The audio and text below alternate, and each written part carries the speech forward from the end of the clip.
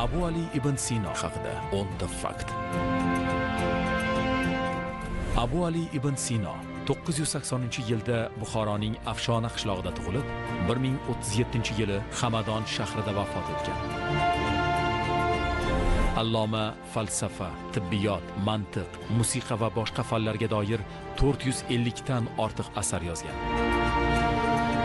Ibn Sinoning tibb qonunlari asaridan 800 yil mobaynida Sharq va G'arbda tibbiyot sohasida asosiy qo'llanma sifatida foydalanilgan.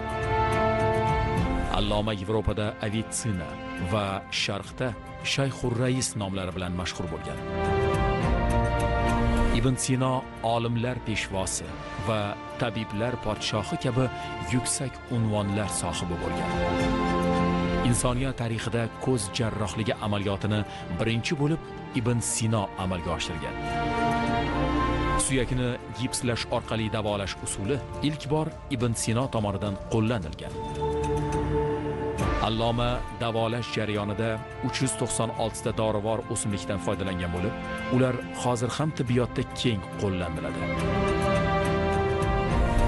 Oyda Ibn Sino nomi bilan ataluvchi krater mavjud. Biz o'zbek xalqi Ibn Sinoning avlodlarimiz.